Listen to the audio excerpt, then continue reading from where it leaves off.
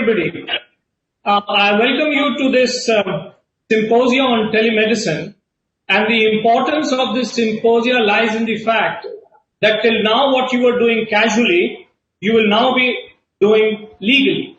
And anything which once the guidelines are published and they become legal, it becomes quite difficult to practice, and we need to know all the legalities and the nitty-gritties of what the guidelines say to be able to practice. For the panel, which has tremendous experience in practice as well as in doing telemedicine through their own hospitals over the years, I have Dr. Niranjan Banka. Please raise your hand, sir, as I introduce you so that the audience can see who you are. Dr. Banka is the Chief Hepatogastroenterologist at the BHIM Hospital and is formerly Associate Professor at the GMC Hospital and JJ Hospitals, Mumbai. Professor Roop Rai, sir, another very senior gastroenterologist. His link is not there. So we'll come to Dr. Randhir Sood. All those in the north of India would know him as a very senior gastroenterologist working at Medanta. He's the chairman, Institute of Digestive Diseases and Hepatology, Hepatobiliary Sciences at Medanta in New Delhi, Gurgaon, in NCR, Gurgaon. I also have Dr. G.V. Rao, who is from the AIG hospitals. He's the director there, the chief of surgical gastroenterology. And apart from that, those who know him even half would know that he is a techie, and his knowledge about all this telemedicine and telecasts and video casting is tremendous and is unbeatable perhaps in the whole of the country. I have then Dr. A.C. Anand, who is Professor and Head Department of Gastroenterology and Hepatology at KIMS Bhubaneswar, and he also has a lot of experience in dealing with this technology. I can't still see Dr. Roop Rai, and we have Dr. Rishi Bhatia, who's a surgeon, a laparoscopic surgeon at Meerut, but is a medical legal advisor for the UPIMA and UPNHA. He is a lawyer by choice and has done his LLB while after he has done his MBBS. So whatever little thing we will require about legality, we will go through this. When Dr. Roop Rai joins us in the webcast, we'll be able to get him into it. Now the issue really is that this telemedicine came, we've all been doing it. I'm sure each one of you probably gives a consultation over a WhatsApp or telephone to your patients who ask you small, simple things. And this came into the word telemedicine, which was being practiced very casually all these years, came into highlight when in 2018, the Bombay High Court actually gave a judgment against against two doctors actually, who had been advising their patient over telephone. And therefore, it became a little, people became apprehensive about using the word telemedicine or officially giving teleconsultations to their patients. The judgment, of course, I went through it, actually said that even if they had not been prescribing over the medicine, the judgment would have been same. So actually the Bombay High Court did not speak against telemedicine, but telemedicine people became very apprehensive about as to should we or should we not do it. It is only recently, in 2019, that the Supreme Court asked Niti Aayog and the Indian Medical Council and the governing body, now the governing body, to come out with guidelines and give them to doctors so that they could actually become legal and we can do them under a framework. So we will discuss the implications about them. Can I have the next slide, please? Before we start discussing everything, can I have the next slide? Before we start discussing, I want to make one thing very clear. We are not having a legal discussion. We are not trying to analyze each and every word legally and finding its legal implications. Next slide, please. Can I have the next slide? Saurabh, can I have the next slide, please? What we are actually doing, yes, the discussion is on practical aspects of those guidelines and not on their legal interpretation. The discussion is to arrive at the best understanding of the guidelines and the safeguards that we should follow, because all this is going to evolve over a period of time. Next slide. You can switch off the slide. You can have the next slide, please. Okay. So, first of all, is there a need of telemedicine? Something we've been practicing throughout. Is there really a need for it? And what is the need if we practice it and the guidelines are there? So, what is the need of telemedicine? Dr. Anand, I'll start with you, and anybody else can also give their opinion. But Dr. Anand, what is the need of telemedicine? We've been doing it all along. What is the need of telemedicine and making it formal? Can we switch off can we switch it off, please?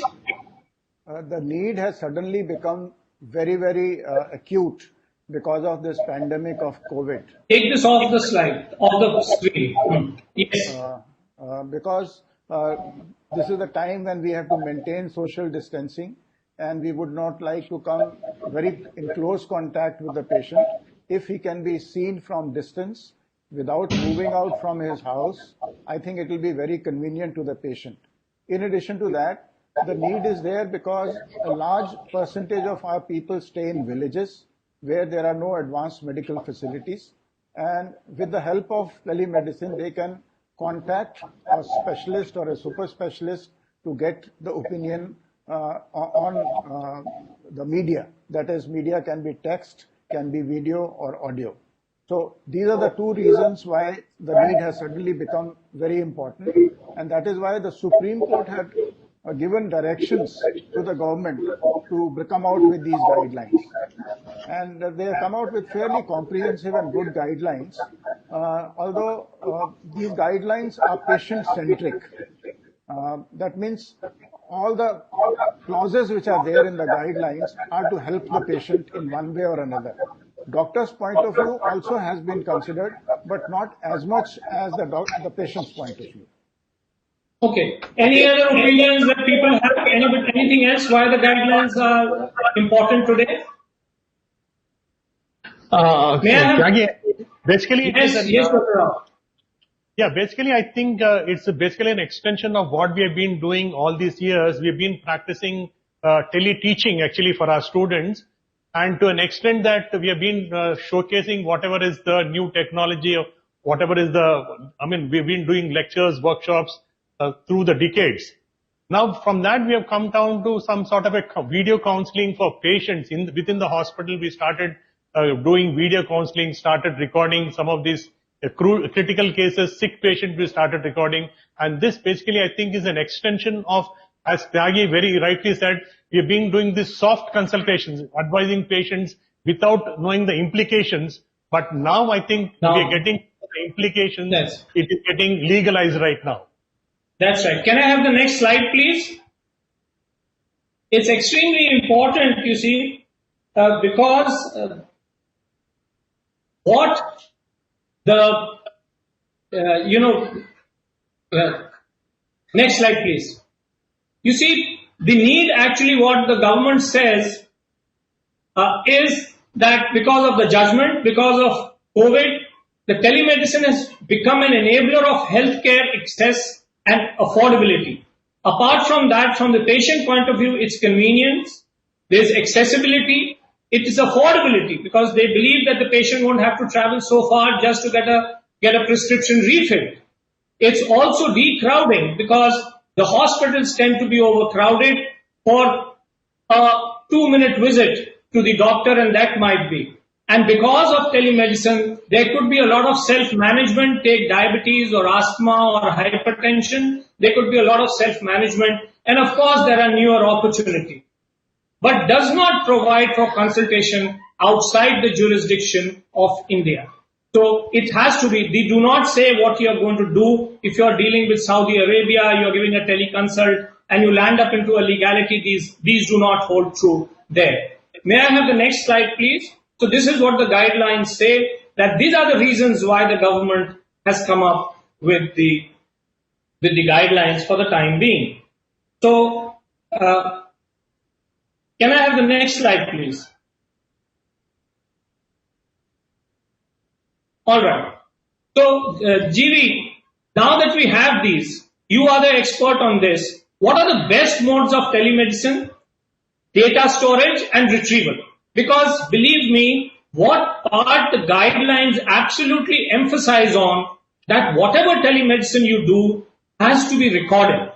It is just like recording the visit of the patient within the hospital. All written data is stored, and therefore all teleconsultation has to be stored.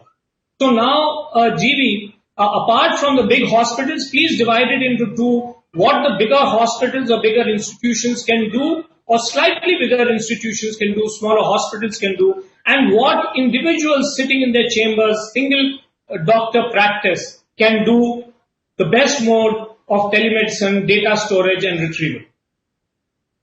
Absolutely. Thank you very much, Tagi. Actually, very rightly said, actually, this has to be at different levels we have to treat. It is not that one method is applicable to every person. Now, for a person who is sitting in the consultation chamber, or a person, a general practitioner who is practicing in a remote area, the best way to be in touch with his patients would be any of the social media applications that we have, like the WhatsApp, the Facebook, or the FaceTime. Any of these applications can be used to directly, if you want to directly talk to them, you can use any of these video calling facilities. Or if you don't have, the other thing would be to use the texting services available in any of the social medias. The third would be to use the email facility to be in touch with these patients. Now, these are three types of consultation that usually talk about. Usually you can text through various social medias or various apps, text through email, or a video consultation through one of the social media applications or one of the softwares if you have. Now, when it comes to some bigger hospitals, actually, now we have various private agencies that are doing this services right now, which enable you to connect to these private agencies so that the patients can be routed through these private agencies onto your system. This is another way of doing it. The third way is actually some of the corporate hospitals actually started developing their own software which can be integrated to the hospital information system, and then we can do this consultation. If you allow me, I can just show you, I think Dr. Ramesh Rupai will be able to show you how to record on the WhatsApp and all actually, but I'll show you one simple thing what we have been doing, what we develop at our hospital actually. This is a very simple thing that it has been developed by our local IT people, nothing great actually. Can you remove the slide and bring GV onto the main screen?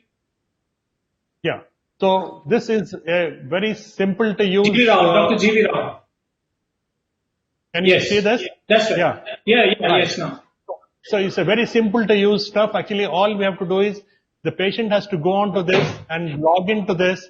And then once it's logged in, you can see that it is booked on the consultation. And then you click on the thing, then you can see that he's checked in. And once it is done, there is a video button there. You switch that video, press on that, and the patient gets connected on your video call. Now, once this consultation is over, this is how it is done. The video consultation is done between the patient and the doctor. Now, once this consultation is over, now you can see this, you can write down a prescription on a piece of paper or your official letterhead, and then scan that and then upload it onto this. All you have to do is take a picture of that and upload this. And once this is done, you can see this, the entire thing has been done and the consultation is over. Now this entire thing can be recorded. As you're doing this, the entire thing is recorded. So the same thing is possible in whatever type of consultation that you're doing, be it be on your mobile phone, be it be through your system, be it be through any of the software, or be it be through any of the private agencies. All these can be very easily recorded.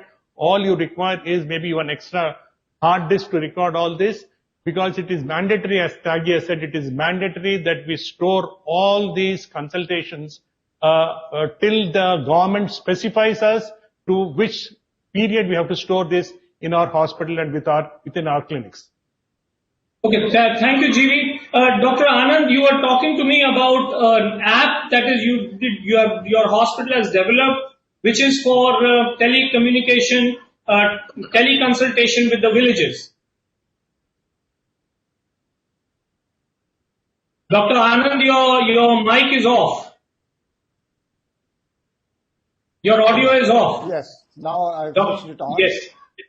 Yes. Our hospital, that is the Kalinga Institute of Medical Sciences, they also have a hospital information system patched on to the telemedicine module, in which the patient downloads our hospital app, and through that he can have a video conferencing with us, we can have a video consultation, and then we can upload or even type out the prescription directly in the HIS, and that is delivered to the patient directly. Okay, now, I'm sure we come to this, Dr. Rishi Bhatia, do you have any idea how long we need to store all this data? I'm sure it's going to be to an equivalent amount of time that we save the physical data.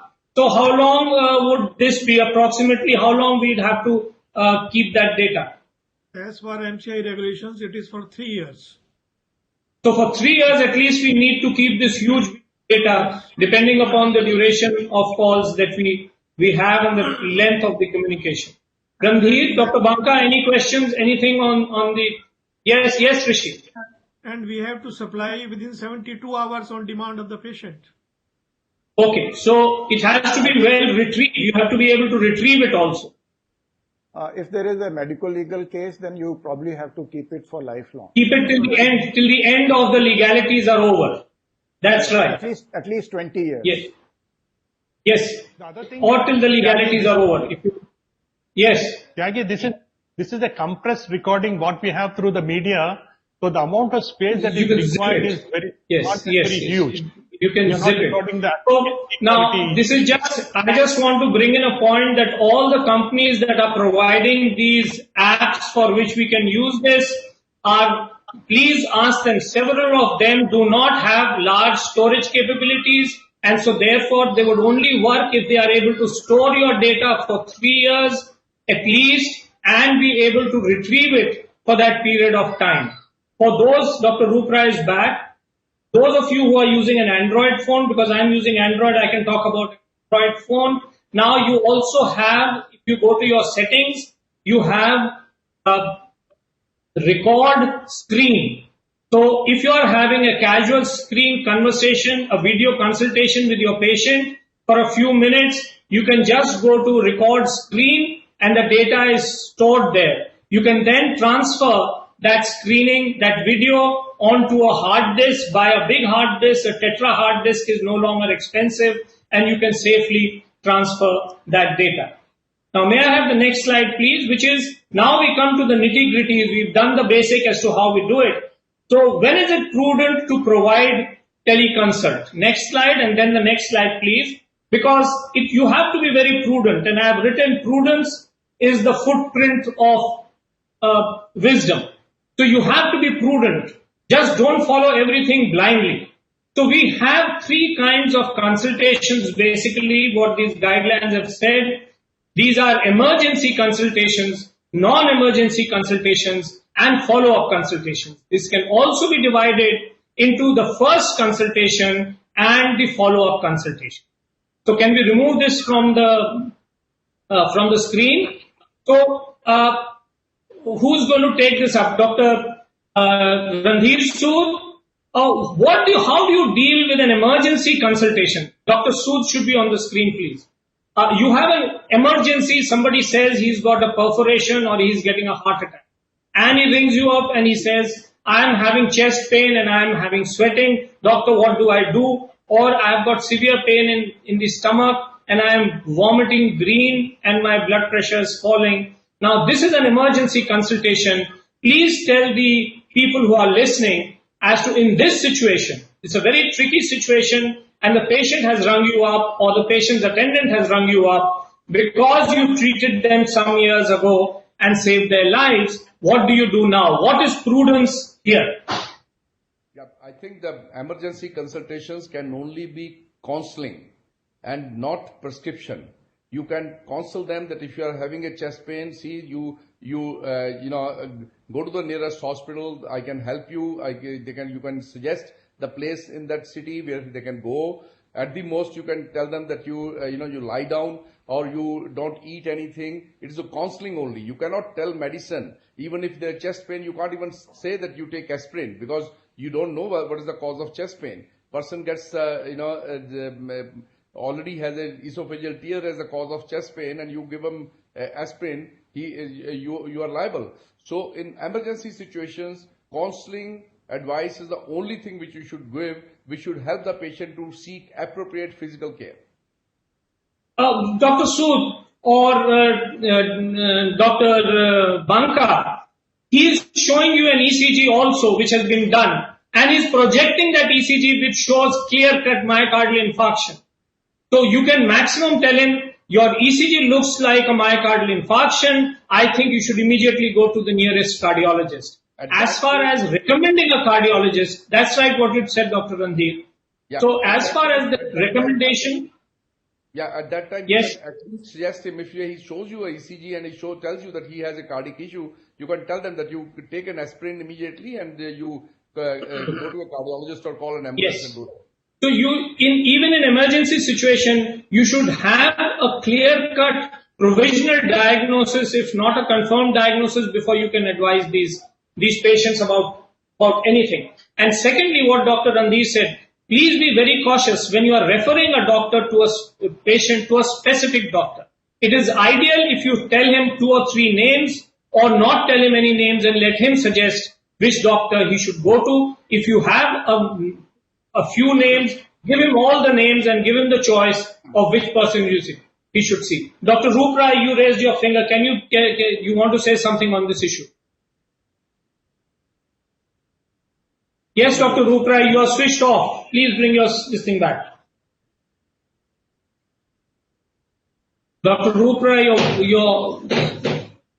this is all. As soon as the patient says his complaints, you should immediately decide whether this is an emergency situation or a teleconsultation would be continued. So, say a patient in the night says, I had some heavy meal and I'm having retrosternal burning, still you should not prescribe and take detailed history. And the moment you understand that this is not acid peptic disease and it could be cardiac, you should immediately, so your responsibility lies on the point that you must immediately decide whether it is an emergency situation or it is a common situation. So you have to take a call very early. Basically, I get the impression that in an emergency situation, yes, Dr. Anand, one quick small point, if we need to move on. On telemedicine, even on video consultation, it may not always be possible to decide whether it is an emergency situation or not. Because you don't have non-verbal clues available, you cannot examine the patient, and at times the patients can tolerate much more pain as compared to other patients. Okay, right, all right. I get the hang of it. Basically, in an emergency situation, please do not be very specific about it. No, we don't need the slide at the moment.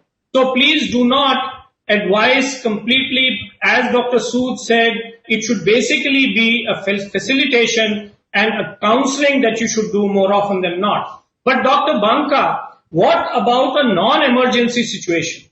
The patient does not have any emergency situation. He says that he's been running fever for about 8 days. He's stranded very far away. He does not have a medical aid. He needs some consultation from you. And this patient has not been seen by you before. So how would you deal with the first consultation, which is a non-emergency consultation? Okay, so thank you, Dr. Tyagi. Let me clarify. Carry on further with Dr. G.V. Rao. What we've been doing all along is teleconferencing or teleteaching. This is the first time that we are involved into telemedicine. I think it's an evolving science now. We are not very comfortable with this. I'm not comfortable with this. So I would think that it is a personal discretion. And of course, its limitations. So I would be very, very careful. I would not really entertain any patient whom not seen earlier. What I do, this is a practical aspect, and I would like to safeguard from the legality side. What I do is primarily the patients whom I've been seeing for a number of years, my own relatives, my own friends, where I feel very safe, and I can be really sure that there is no medical legal part involved into this. So I think it's very important for us to realize I would not entertain any primary patient at all. And of course, like Randhir or GV Rao or AC Anand have a lot of backup of the corporate hospitals, to a lot of softwares and all. I think it's extremely difficult for us. So I would really limit at this particular point of time, my regular patients and my non-patients who need a really consultation. I would do that surely. Okay, so that is what I said, sir. The slide read, if those of you were quickly reading very fast, prudence is the footprint of wisdom. So you have to be very prudent. See exactly where and what and who is talking to you and how comfortable you are stepping into this new field. Now, there is a third situation, which is a follow-up. The patient is in your follow-up, say, because you are gastroenterologist, he's got ulcerative colitis, or he could be a diabetic, and he's saying, doctor, I'm in your treatment now, I've been posted, I'm 1,500 miles away, and this is my sugars for the last 4 days, and this is my HbA1c, or I'm passing one motion per day, and there's no blood, and this is my prescription for IBD that you've written. Would you give him a consultation if he is your follow-up patient, 1,500 miles away, and he needs your help? Dr. Anand? See, if after conversing with him, I am confident that there is no new disease which is cropping up, I will definitely like to advise him something.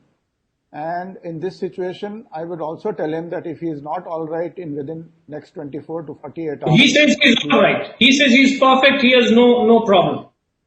Then he can, the refill of the consultation prescription can always be given.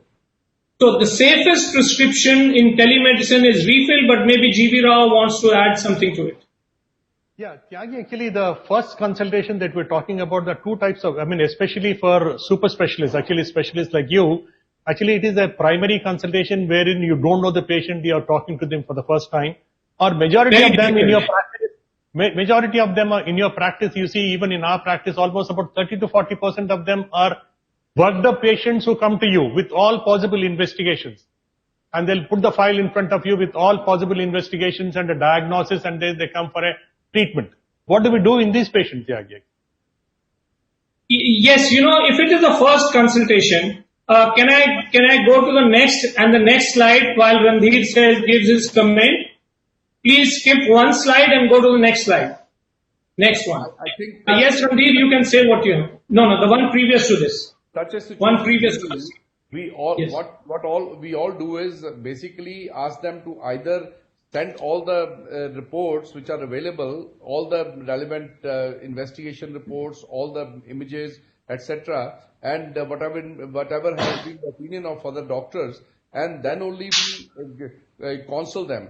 I will still refrain myself from giving a prescription on the first consult. Even in such a situation, I'll tell them what my views are, what they should be doing, if they need to see whom, if they need to come, for how many days, what are the probable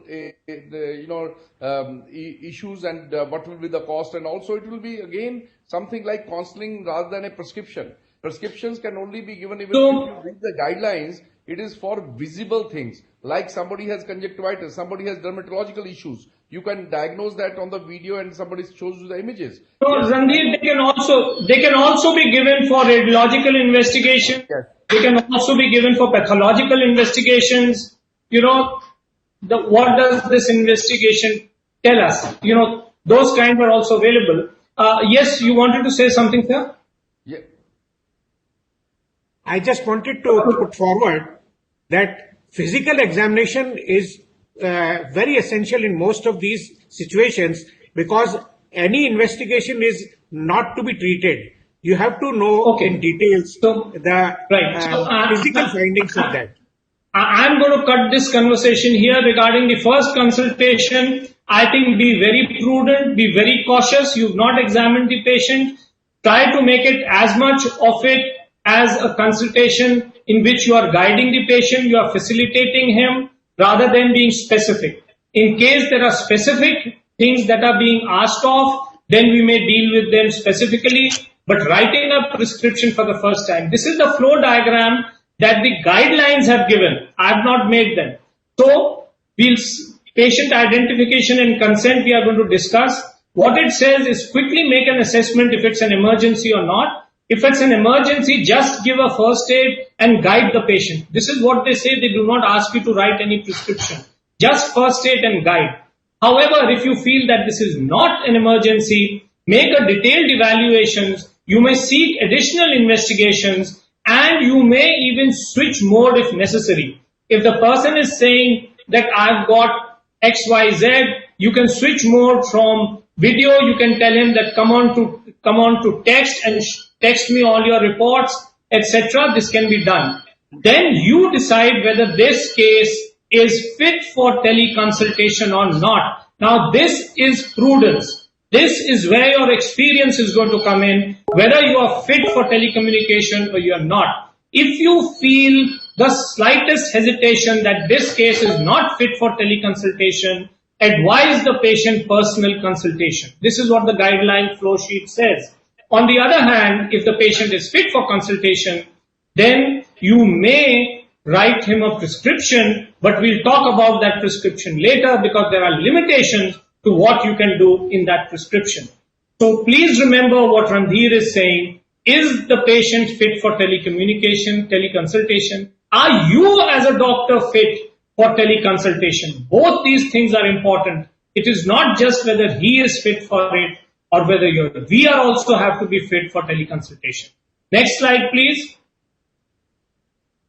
And in the case of a follow-up patient, they say you can give him health education, counseling. If it's a refill, then there's a list of medicines that you can refill and the previous ones. And if it's a new complaint that the patient, even a follow-up patient has, it is to be considered as a new consultation. And we go back to the previous slide for all those things that need to be done. It seems rather cumbersome, but it's not so cumbersome if you use your logic and if you decide quickly whether the case is fit for teleconsultation or not. Yes, Dr. Banka, while you are going to give us your opinion, can I have the next slide, please?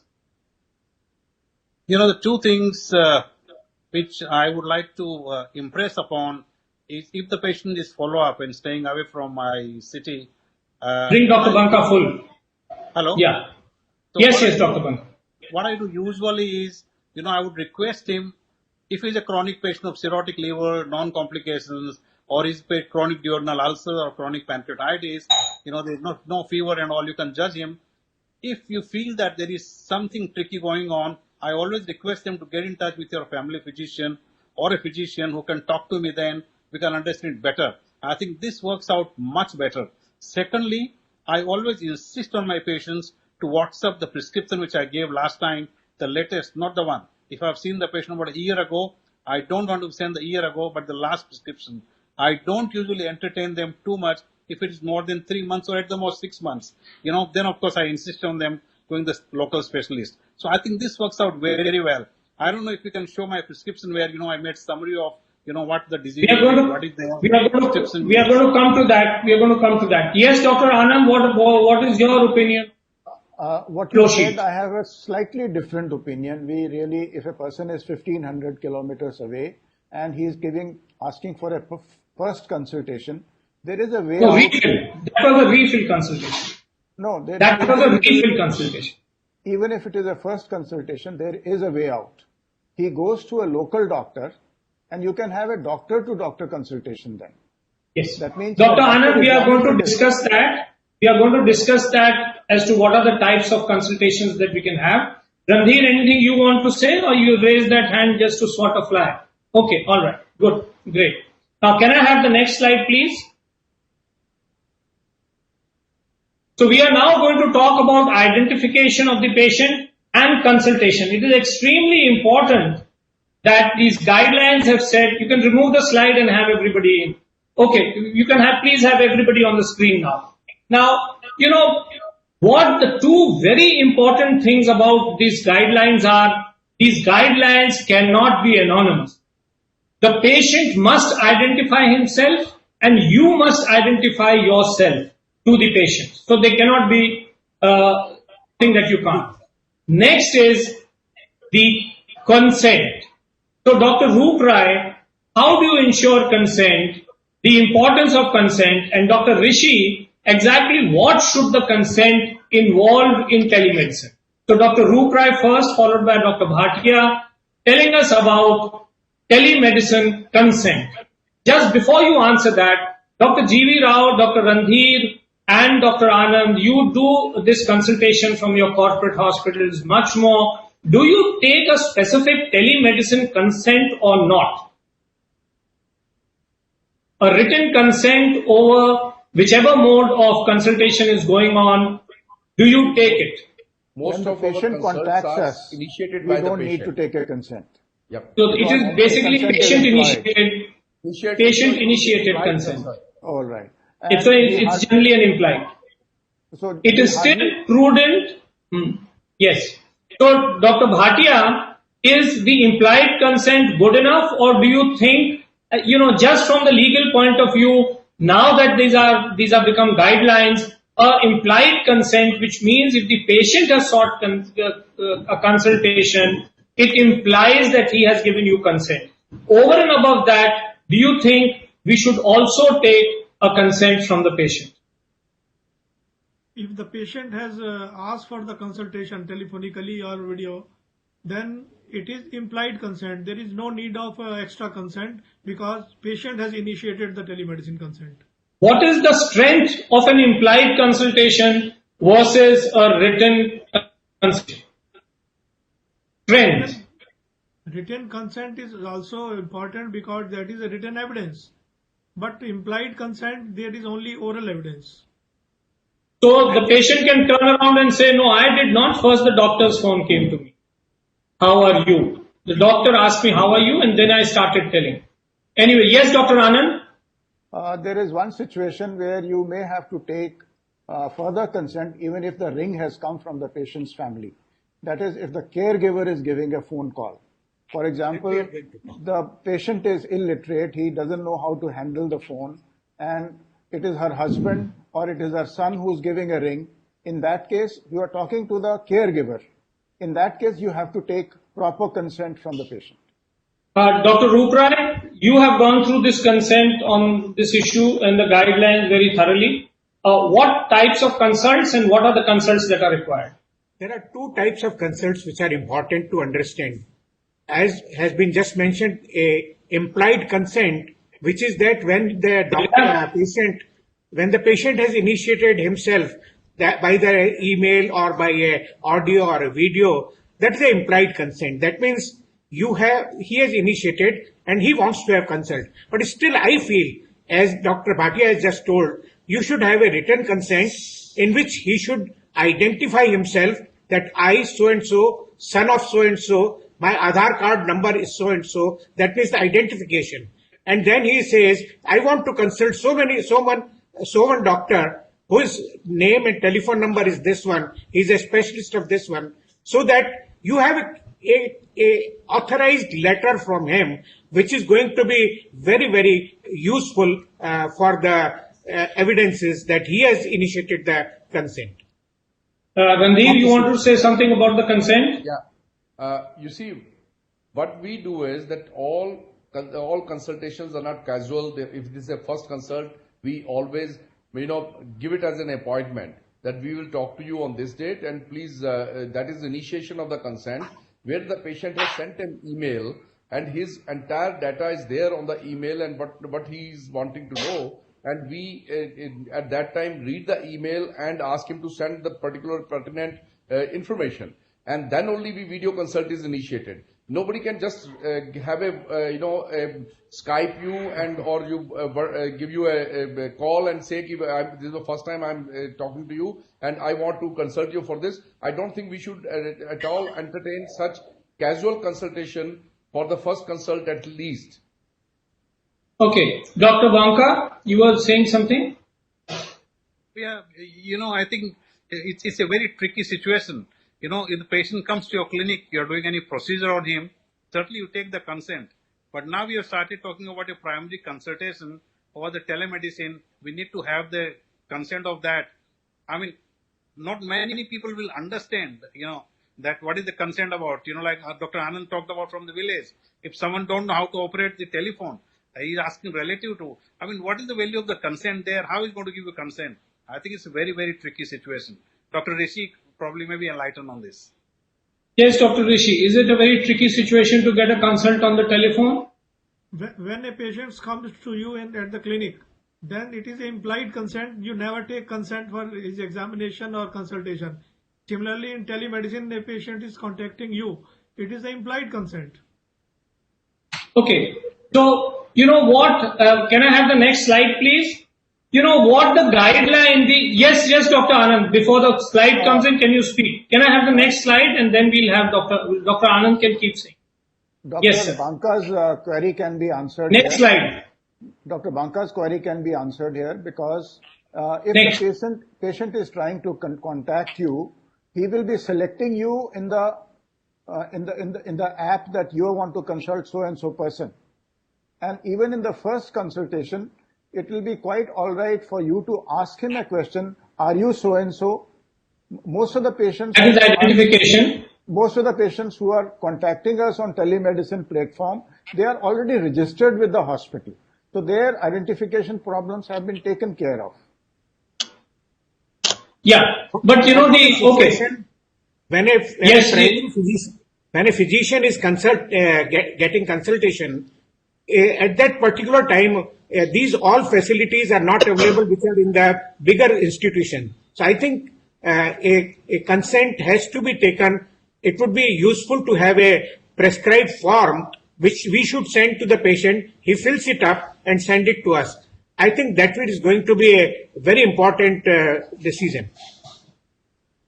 Okay. The example that has been given of a consent in the guidelines, not my example, are very simple. He says something like, I consent to avail consultation via telemedicine. That should be enough as far as the guideline. But we have a legal expert. The legal experts are never happy with such a short. We've lost Rishi Bhatia. Can he come back? Okay, so I think what it should be, name of the patient, consent to avail consultation via the mode of telecommunication from the name of the doctor based where he is. So he knows who he is talking about. I understand that this consultation may not be completed if the doctor feels it is not in the patient's interest. Otherwise, he can turn around and say, I've been charged, and all he said was, Ye khate raho, that's all. So I think from a very simple, if we make it slightly longer, what are the opinions on these two types of consents? And then I'm going to tell you what we are doing here, what I am doing. Yes, Dr. Rooprai.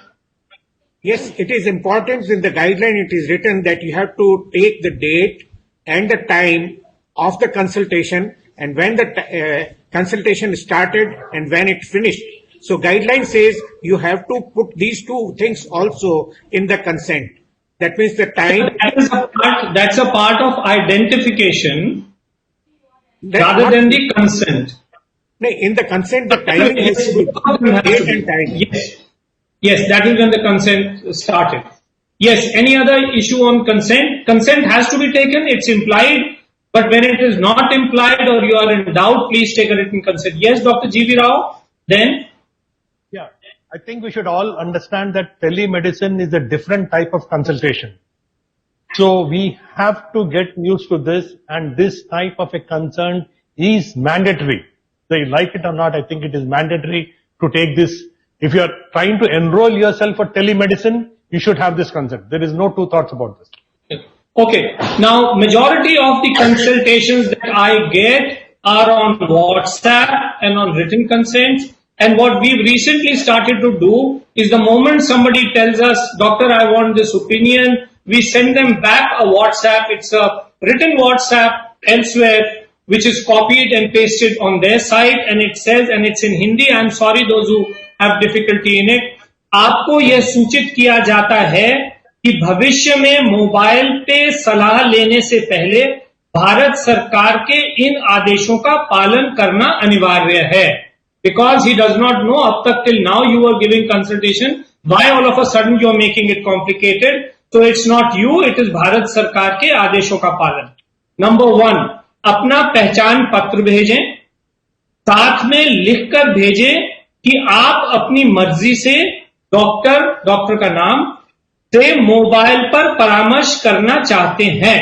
Number 3, हर परामर्श से पहले आप Paytm या किसी चीज के द्वारा doctor की फीस भेजें. अगर सुरक्षा पूर्व आपकी समस्या का प्रचार हो सकता है, तभी आपको गवर्नमेंट द्वारा सूचित की हुई दवाइयों को लिखा जाएगा. लास्ट लाइन, पहला परामर्श मोबाइल का ना हो तो बेहतर होगा. This is what is immediately sent to the patient's WhatsApp from the number that has come, so that he can understand that it is now mandatory, what was not previously mandatory, that he gives his consent. All those who can modify around it in different languages and add or subtract if you think it is far too difficult can do this. We can remove this slide please and have the next slide. Have the next slide please. Okay. The nuances of consultation to a patient, caregiver or to another doctor. You see, the art of medicine is such that where both your heart and your head will be exercised equally. So we need some nuances as to when you are dealing with a patient, the caregiver or with another doctor. Now I come to what Dr. Banka had said, that whenever you are in doubt or you do not know the patient or you think that the patient is a borderline teleconsult case, please ask him to consult a local doctor and seek your consultation along with that doctor. Am I right, Dr. Banka? That's true. Yes, sure. Can you elaborate on that? I would go a step further, Dr. Tyagi. I mentioned last time that in one of Dr. Ruprai's conferences, I had a small talk on over the fence consultation, over the fence. Meaning by, I'm taking round in Bombay Hospital and some of the general physicians in the consulting room or on the lobby, they say, look, Dr. Banka, I got a patient in this particular ward and this is what the most likely diagnosis is. And I start my expertise in saying that, no, this is wrong. You must do that thing. I think this also involves the legality into this. So you're going to be extremely careful. These are known as over-the-fence consultation, which can be dangerous at the same time. So this translates into when you are doing a remote consultation, always involve a general practitioner or a family physician, not that onus. If something goes wrong, will lie on the general practitioner. You are equally liable to be sued for that. I would like to have comment from Dr. Rishi on this. I can't see Dr. Rishi. I think we've lost touch with him. But Dr. Rupra, yes. As you have just mentioned and Dr. Anand mentioned about a doctor seeking a consultation from another doctor, I think this is also involves a consent which is called as explicit consultation, in which what we mean by this is that authenticity of the patient has to be there, that he gives the right to this doctor, another doctor. Yes, Dr. Rupra, as we are running a little short of time, what we say is that if there is a caregiver, he needs to give a consent that right. I am as a caregiver, and if it's a doctor, he gives it that this is as a caregiver, it is being done. Now comes the very tricky part, is that of writing the prescription. So there are very strict guidelines on writing the prescription. Dr. Banka, what do you do currently when you are writing a prescription? You have to show some prescriptions. Very quickly, if you can go through it, because we have a few more minutes before we get into question and answer. Could I have one first prescription which I send over? Please send, yes, next one. Yes, this one. Yes. Look here, this is the date on the top. On the left side, I have made a summary of my impression on the patient and the reports of whatever the values are there. And next slide.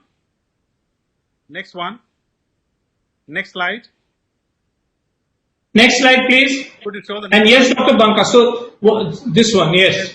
This is my prescription, this is a prototype for every patient. So I insist on the patient to send me the whole page of what I saw you the last time.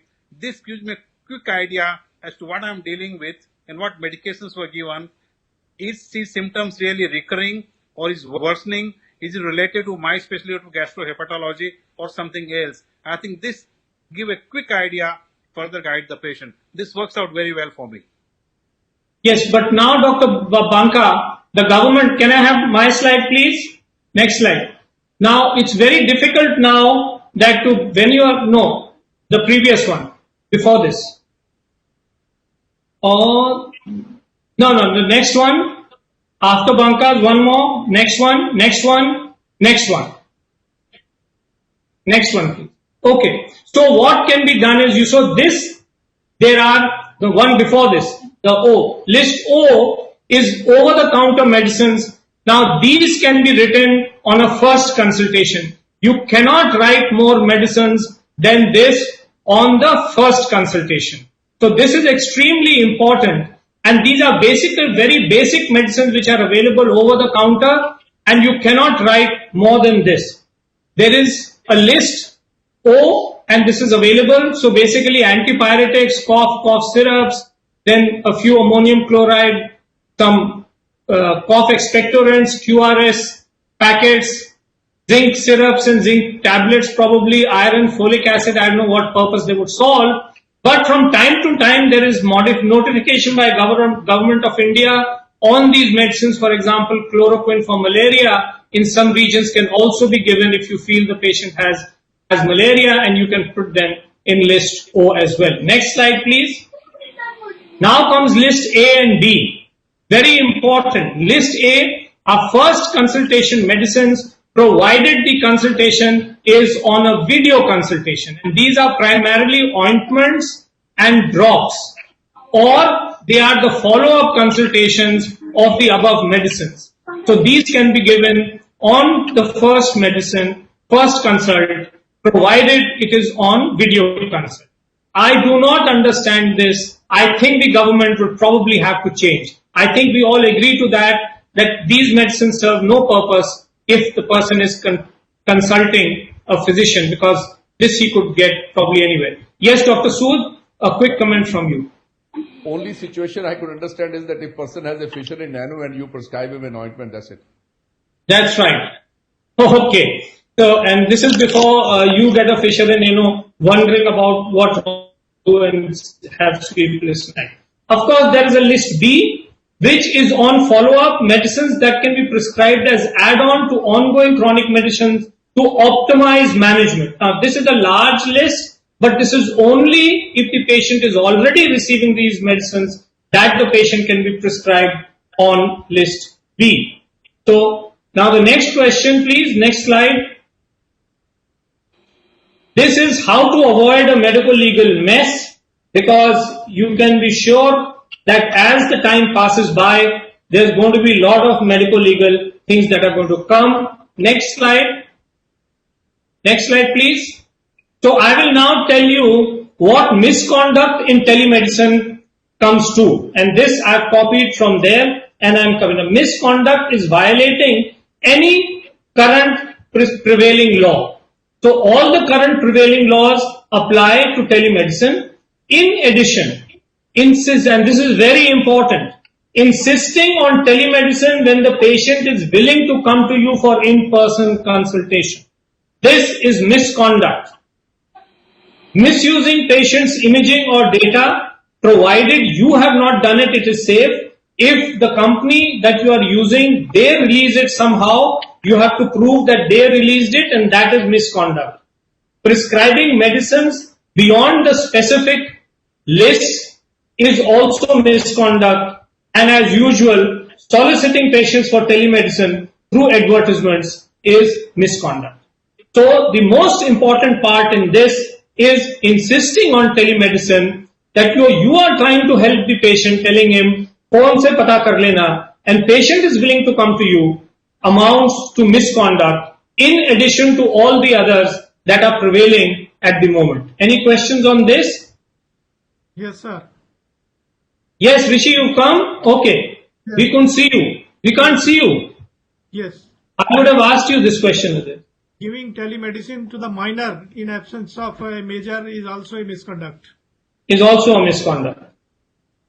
So that is another addition that's very important, that you have to have a major, an adult with a minor, and they cannot seek a teleconsultation, and that is why identification of the patient is important. Now we come to, can you remove this please? Now as we come towards the end of the telecast, what I want to know, are there any positives? Are there any positives in these guidelines? And if there are, what are the positives in this guideline? One positive from each one of you. Yes, Dr. Sood? I think the biggest positive is that it has actually formalized an informal scenario of consultations on various platforms and gives you some sense of legality in it. And also now there will be, otherwise in the informal part, if you asked a patient to pay, they never accepted it. With formalization, they think it's a formal way of consulting and they're willing to pay for the consult. So this, Okay. to my mind, is a very important aspect. Dr. Anand? I quite agree with Dr. Sood. It is basically an enabler. Medicine could be easier. Sorry, what did you say? I couldn't hear. I couldn't hear what you said. Your voice is not coming. I'm on. You go ahead, is Dr. it? Anand, you go ahead. Dr. Anand, you please go ahead. You can't hear me even now? Now I can hear you. What Okay, I said yes. was it is So- a great enabler for the patient. Yes, we all heard that. We heard that. Yes. That was right. That is a Dr. very Banka? positive point. I Yes, think, Dr. Banka? Dr. Tyagi, what I feel is, in the present heat of lockdown, we have initiated this telemedicine. I think it's going to dilute in due course of time. And I'm not sure what we discuss all. We are going to practice what we preached now, how difficult, how practical it is. And secondly, I don't know if this telemedicine is available, is practical only in India, or we are entitled to do the No. overseas consultation as well. You can do the consultation overseas, but these guidelines do not apply. Yes, GV Rao, your opinion? I think with changing times, telemedicine, teleconsultations will be part and parcel of our clinical practice. We have to live with it. We have to get used to it. We have to learn. We have to go through this entire process. I think with more and more people getting aware, I think our numbers of this consultation would certainly go in. Are going to If increase. you are not practicing this, then you're out of the race. Obviously, actually, the younger generation is bound to take this in a very Dr. big Roopray? way. Dr. Roopray? I just want to say that this teleconsultation, as the primary or in-person consultation, the first consultation has to be primary one, the in-person. Otherwise, we are likely to, so we have to just facilitate, as Dr. Ranjit Sood told, that we should facilitate, give some Dr. Rishi Bhatia? Our Dr. Rishi Bhatia? old patients, our in follow will be facilitated by this telemedicine. Old patients will be more benefited. Okay. So I think if you summarize the good and the bad on this, I think it's a double-edged sword. I think it's going to increase the legality in an area which was majoritarily free from any legal issues. It gives more rights to the patient. Of course, it gives you a tremendous right to refuse a consultation because you can say that the patient is not fit for telemedicine. So it's a double-edged sword, which I think should be used very cautiously and by great thought, and one should go through these guidelines and the upgraded guidelines whenever they come. Of course, these guidelines are the first. I think over a period of time, these are going to change, and as they change, they are going to be made better, perhaps for the good of it, and that's what it's going to be. Saurabh, how can we have the questions from the audience if there are any? I don't get any questions here. I'm not getting any questions.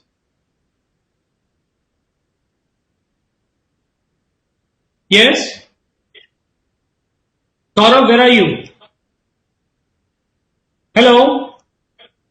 Sir, we have shared one link with you. There will be a separate. Yes, I've got that link, but there are no questions on that. I've got that. I said refresh. Okay. I have put refresh. All right. So there are a few questions in this list. How to communicate my followers? How to communicate my follow-up patients? I am available on telemedicine. So is it legal or misconduct? So Dr. Bhatia, he wants to tell his patients that he is available on telemedicine. Is that soliciting or not? It is soliciting and it is misconduct. Okay. So in the time of lockdown, even if the patient is willing to come, I can't refuse him or her to the hospital. Yes, you can, because legally your clinic is closed. So the patient who is not on telemedicine, he can be refused. You can tell him that your chamber is closed and you cannot see him. So it is legal for you to refuse him. In case of a lockdown, your patient is not able to come and wants telecommunication. Will it be misconduct providing him your software link? I don't think so, because he is initiating it and is wanting the communication, the consultation from you. Is that right, or any other opinion on this? Doctor Tyagi से पूछता हूँ, उनके पास है.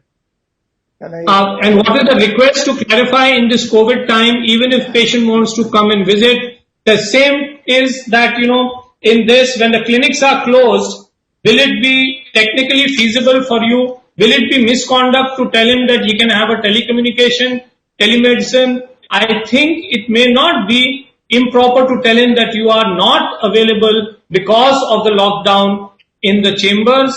It's done. However, he may try a telecommunication either with you or with some. Is that okay, or do you think that would be going too far ahead? Can I make a comment? Yep. Yes, Dr. Bhatt. Yes, Dr. Anand, definitely. My view is slightly different from Dr. Rishi Bhatia. Yeah. In normal Yes. practice, if a doctor moves to a new place, he is allowed to make one announcement that he is available at so-and-so place. That is a part of the medical ethics. So if the person is available on telemedicine, he is allowed to make one announcement that he is available on telemedicine. Yes.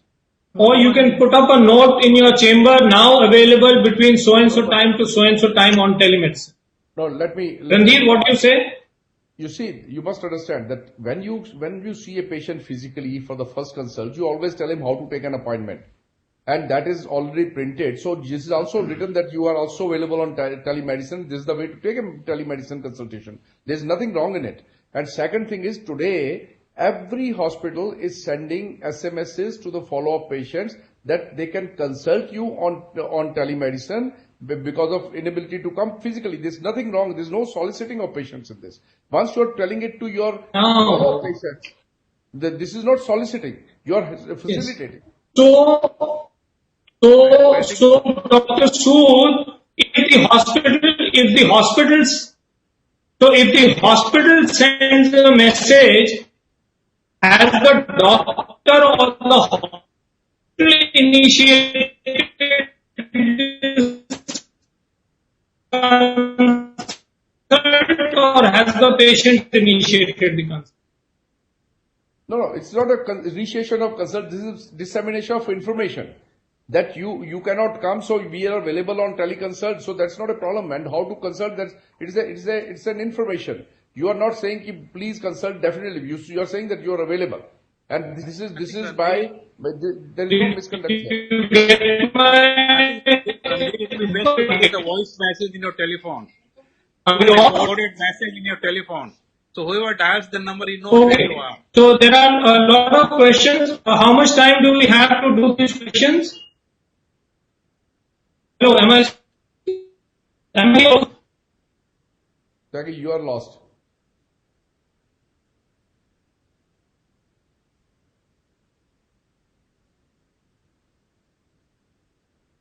I think the time is up, and there must be. They're giving you an indication. Yes. They have given additional time. No, sir. That was because the internet connectivity dropped. I think all in all, it was a fantastic symposium. We all So, enjoyed let it. us wait for Dr. Tyagi to connect again. So I think while Dr. Tyagi lost the internet Tyagi is not connection. there, can you tell us what other questions are there on the list? Saurabh? Saurabh, can you tell us what are the other questions on the list? So I'll just share you the question link on chat. Don't Yeah, share, please just share read to out the the chat. questions. Can you just read out the questions? No, there's a column on the chat. If he puts in the chat, we can see what are the questions and we can answer that one by one.